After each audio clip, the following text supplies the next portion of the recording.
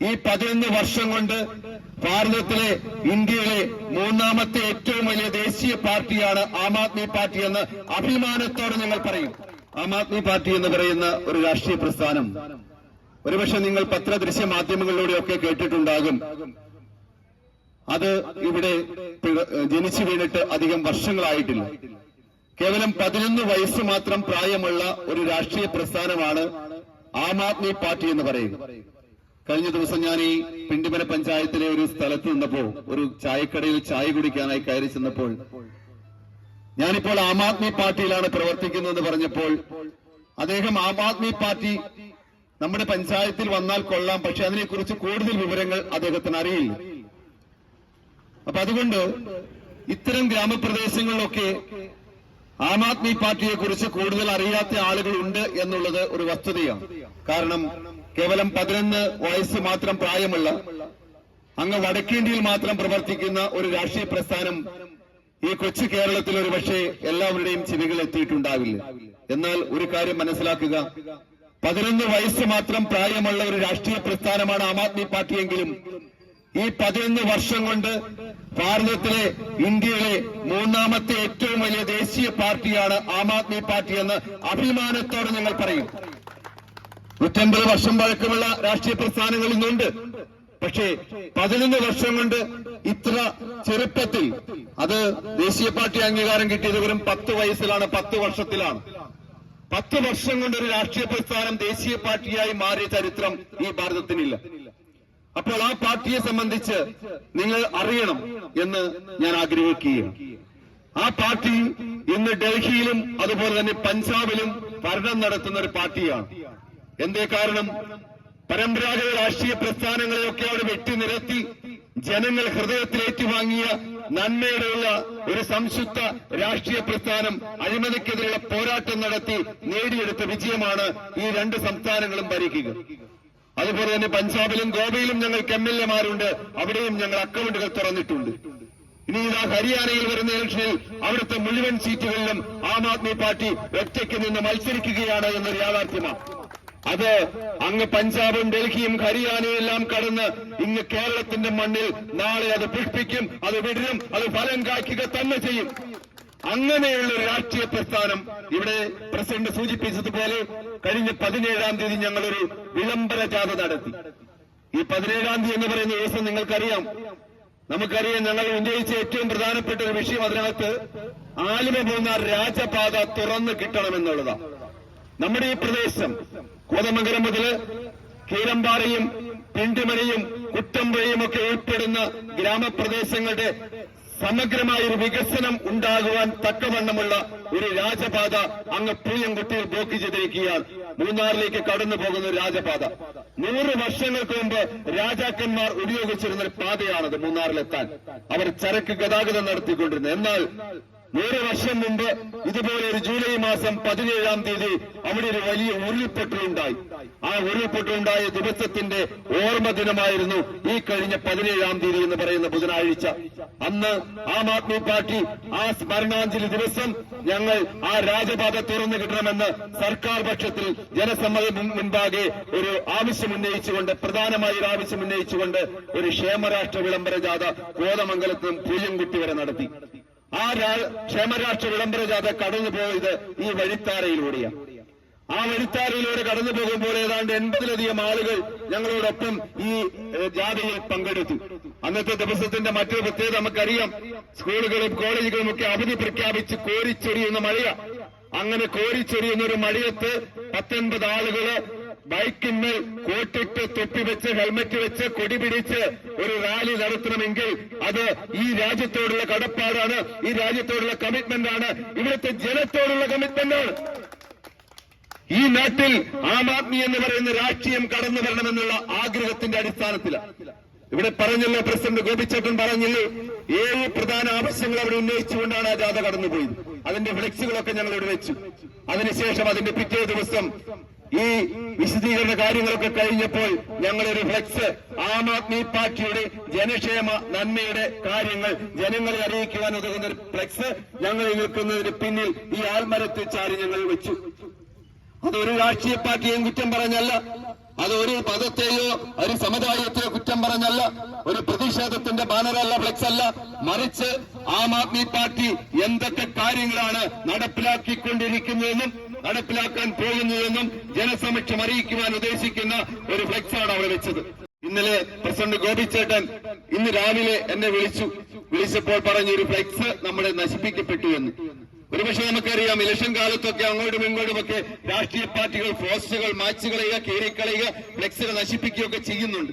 എന്നാൽ ഇത്തരത്തിൽ ഒരു നന്മയുടെ രാഷ്ട്രീയം പറയുന്ന ഒരു രാഷ്ട്രീയ പ്രസ്ഥാനത്തിന്റെ ഫ്ലെക്സ് കീറിക്കളഞ്ഞപ്പോൾ അത് വലിയ കാര്യമായി ഞങ്ങൾക്ക് തോന്നിയില്ല. എന്നാൽ ഇത് ഞങ്ങൾ അത്ര വലിയ കാര്യമായിട്ട് എടുക്കുന്നില്ലെങ്കിൽ പോലും ഇതിനെതിരെ ശബ്ദിക്കേണ്ടത് ആവശ്യമാണ് എന്ന് ഞങ്ങൾക്ക് തോന്നി.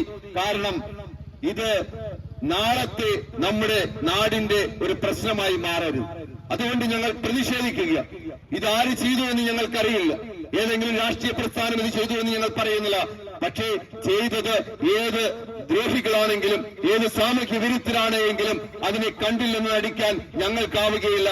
അതുകൊണ്ട് അതിനെതിരെ ഞങ്ങൾ ശക്തമായി പ്രതികരിക്കുക. ഒരുപക്ഷെ മറ്റ് രാഷ്ട്രീയ പാർട്ടികൾക്കൊക്കെ അല്ലെങ്കിൽ മതസംഘടനകൾക്കും സമുദായങ്ങൾക്കുമൊക്കെ ഇത്തരം ഫ്ലെക്സുകളും ബോർഡുകളും ഒക്കെ വയ്ക്കുമ്പോൾ ഒരുപക്ഷെ നശിപ്പിക്കപ്പെട്ടേക്കാം.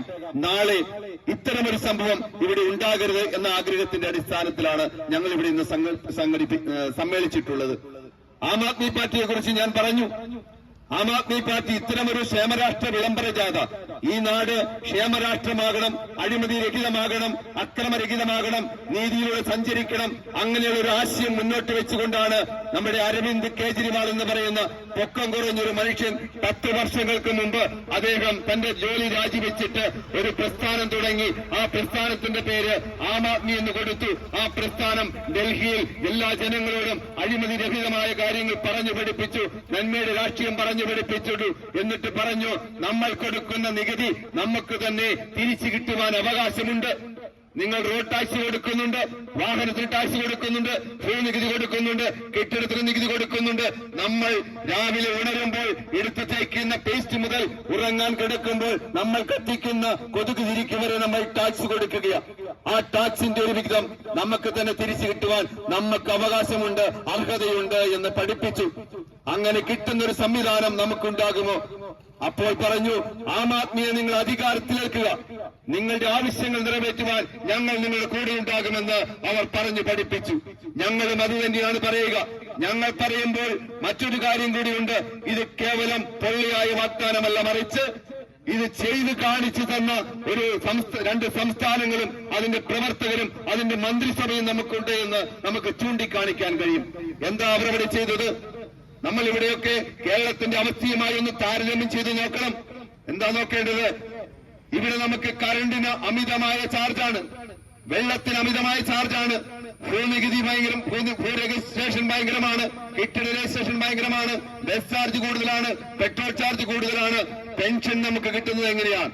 ഇവിടെ എന്റെ സ്വരം ശ്രമിക്കുന്ന ദൂരസഞ്ചാരത്തിലിരിക്കുന്ന ആളുകൾ, 60 വയസ്സ് കൂടുതൽ പ്രായമുള്ള ആളുകളുണ്ടല്ലോ, നിങ്ങൾക്ക് എത്ര മാസമായി പെൻഷൻ കിട്ടിയിട്ട്?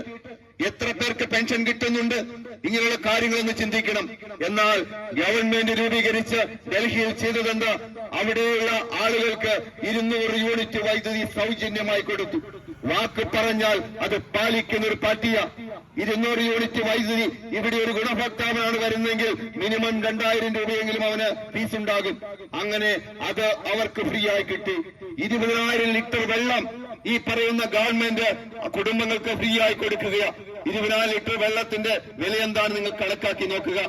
സ്ത്രീകൾക്കും നിർമ്മാണ തൊഴിലാളികൾക്കും ഡൽഹിയിൽ ഈ പറയുന്ന പഞ്ചാബിലൊക്കെ ബസ്സിൽ യാത്രാ കൂലി കൊടുക്കേണ്ട, ടിക്കറ്റ് എടുക്കേണ്ട, അതിന്റെ പണം ഗവൺമെന്റ് കൊടുക്കുക. എന്നോർത്ത് നോക്കുക, നമുക്ക് ചിന്തിക്കാൻ കഴിയുമോ? അതുപോലെ തന്നെ ഈ പറയുന്ന ധാരാളം കാര്യങ്ങൾ, ക്ഷേമ പെൻഷനുകൾ 2500 രൂപ അവിടെ കൊടുക്കുക. ഇവിടെ 6 മാസം ക്ഷേമ പെൻഷൻ എന്ന് പറയുന്നത് മാസങ്ങൾ കാത്തിരിക്കണം.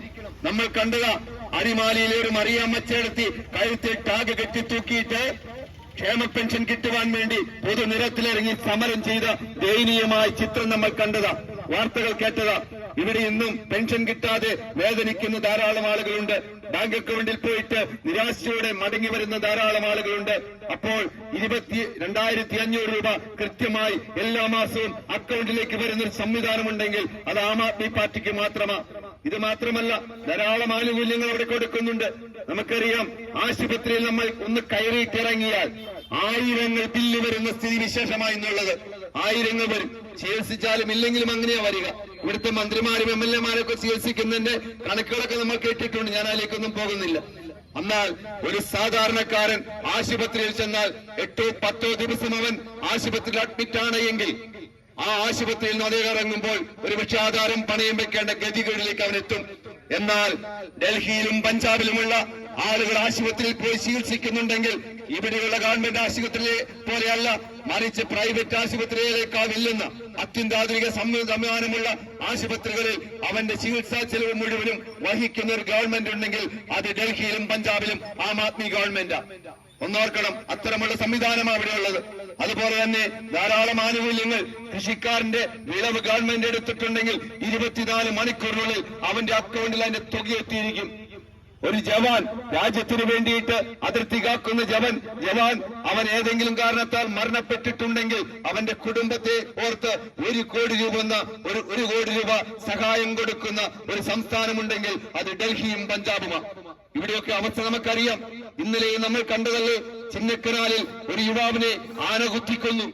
ഇവിടെ ഏതെങ്കിലും സഹായം കിട്ടണമെങ്കിൽ കൊല്ലപ്പെട്ട ആളുടെ മൃതദേഹം എടുത്തുകൊണ്ട് തെരുവിലേക്ക് ഇറങ്ങേണ്ട ഗതികേടാണ് നമുക്കുള്ളത്. ഇതിനൊക്കെ ഒരു മാറ്റം ഉണ്ടാകണം. നമുക്ക് നമ്മുടെ അക്കൗണ്ടിലേക്ക് നാം കൊടുക്കുന്ന ടാക്സ് തിരികെ നമുക്ക് വരുന്ന സംവിധാനമുണ്ട് എങ്കിൽ അതല്ലേ ഏറ്റവും നല്ലത്. കേരളത്തിന്റെ അവസ്ഥ നമുക്കറിയാം, ഇവിടുത്തെ അവസ്ഥയൊക്കെ നമുക്കറിയാം. നമ്മൾ നിൽക്കുന്ന ഈ റോഡ് തന്നെ നമുക്കറിയാം ഇതിന്റെയൊക്കെ അവസ്ഥ എന്താണ് എന്ന്. വെള്ളത്തിന്റെ അവസ്ഥ, ഇവിടുത്തെ ഭരിക്കുന്ന സംവിധാനത്തിന്റെ അവസ്ഥ, ഈ അവസ്ഥകളിൽ നിന്നൊക്കെ മാറ്റമുണ്ടാകണമെങ്കിൽ ഞങ്ങൾ നിന്നോടും മുന്നോട്ട് വെക്കുന്ന ആശയം ആം ആദ്മി എന്ന് പറയുന്ന നവരാഷ്ട്രീയ വിപ്ലവമാണ്. ആ നവരാഷ്ട്രീയ വിപ്ലവം നിങ്ങൾക്ക് മുമ്പിലേക്ക് വെക്കുമ്പോൾ ഈ ആശയങ്ങൾ ഇതേപടി ഇവിടെ പകർത്താൻ കഴിവുള്ള ഒരു ഗവൺമെന്റ് നമുക്കുണ്ട്, അതിനൊരു നേതാവുണ്ട്. അപ്പോൾ നിങ്ങൾ ചോദിക്കും, ആ നേതാവ് ഇന്ന് ജയിലിലല്ലേ എന്ന് ചോദിക്കും. അതെ, ഞങ്ങളുടെ നേതാവ് ജയിലില്ല. എന്തേ കാരണം? നമ്മുടെ നേതാവ് ജയിലിൽ കിടക്കുന്നുണ്ടെങ്കിൽ ഇത് ഭാരതത്തിന്റെ 2ാം സ്വാതന്ത്ര്യ സമരമാണ്. 2ാം സ്വാതന്ത്ര്യ സമരമാണ്. ഗാന്ധിജി ജയിലിൽ കിടന്നിട്ടുണ്ടെങ്കിൽ അതേ അവസ്ഥയിൽ അഴിമതിക്കെതിരെ പോരാടിയ ഒരു നേതാവ് അഴിമതി ചെയ്യാത്തതിന്റെ പേരിൽ കള്ളക്കേസിൽ കുടുക്കി നമ്മളെ ജയിലിട്ടിരിക്കുക. സുപ്രീം കോടതി പോലും പുറത്തിറക്കിയത. പക്ഷേ മറ്റൊരു കേസിൽ ഓരോരോ കേസിൽ പിടിച്ച അദ്ദേഹത്തെ അകത്തിടുക എന്ന് പറഞ്ഞാൽ ഇന്ത്യയിലെ വലിയ വലിയ രാഷ്ട്രീയ പ്രസ്ഥാനങ്ങൾ, പരമ്പരാഗത രാഷ്ട്രീയ പ്രസ്ഥാനങ്ങൾ കേജ്രിവാളിനെ ഭയക്കുന്നു, ആം ആദ്മി പാർട്ടിയെ ഭയക്കുന്നു. അത് തന്നെയാണ് ഇവിടെ ഞങ്ങളും കാണുക. ഞങ്ങളുടെ ഒരു ഫ്ലെക്സ് ഇവിടെ ഉയർന്നെങ്കിൽ ഇവിടുത്തെ ഏതെങ്കിലും ഒരു രാഷ്ട്രീയ പ്രസ്ഥാനങ്ങളോ അല്ലെങ്കിൽ ഈ പറയുന്ന സാമൂഹ്യ വിരുദ്ധരോ നമ്മെ ഭയപ്പെട്ടു തുടങ്ങി എന്നുള്ളതാണ് അതിന്റെ സൂചന.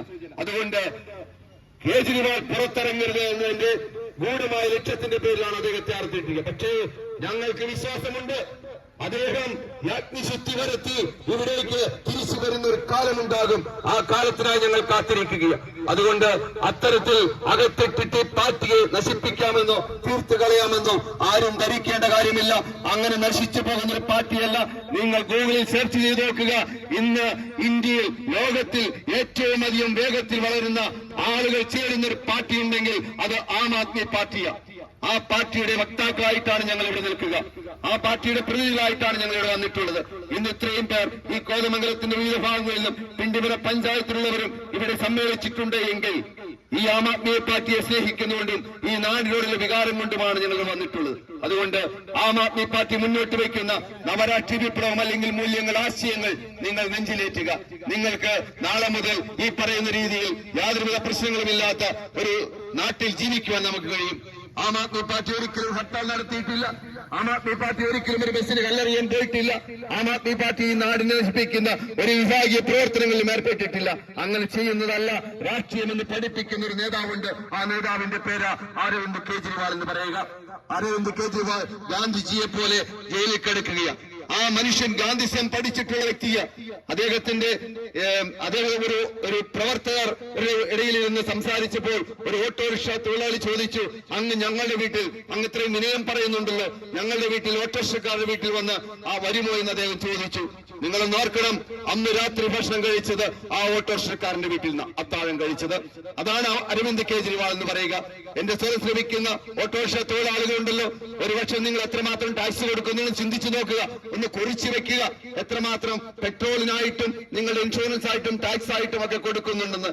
നിങ്ങളുടെ രജിസ്ട്രേഷനും ഇൻഷുറൻസും ഒക്കെ ഫ്രീ ആയി തരുന്ന ഒരു ഗവൺമെന്റ് ഉണ്ടെങ്കിൽ അത് ആം ആദ്മി പാർട്ടിയാ. അങ്ങനെ ധാരാളം ആനുകൂല്യങ്ങൾ. എല്ലാ കാര്യങ്ങളെയും കുറിച്ച് ഞാൻ പറയുന്നില്ല. എന്റെ പിന്നിൽ പ്രസംഗിക്കുവാനായി ശ്രീ രവി കിരമ്പാറ, മുൻ ജില്ലാ കമ്മിറ്റി അംഗം കൂടിയായ രവി കിരമ്പാറ ഇവിടെ എത്തിയിട്ടുണ്ട്.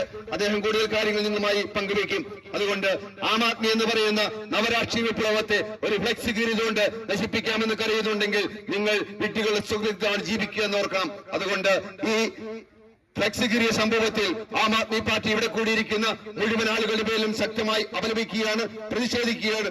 ഇത്തരം സംഭവങ്ങൾ ഏത് പാർട്ടിയുടെ ഭാഗത്തു നിന്നാണെങ്കിലും, അല്ലെങ്കിൽ ഏത് പാർട്ടിയുടെ ഫ്ലെക്സ് ആണെങ്കിലും, ഏത് സമുദായത്തിന്റെ ഫ്ലെക്സ് ആണെങ്കിലും, ഏത് സംഘടനയുടെ ഫ്ലെക്സ് ആണെങ്കിലും, അത് വെച്ചതിന്റെ ഉദ്ദേശ ലക്ഷ്യത്തിൽ അത് അവിടെ തന്നെ ഇരിക്കണം. അത് നശിപ്പിക്കുവാൻ പാടില്ല എന്നുള്ളതാണ് ഞങ്ങളുടെ ആഗ്രഹവും ആവശ്യവും.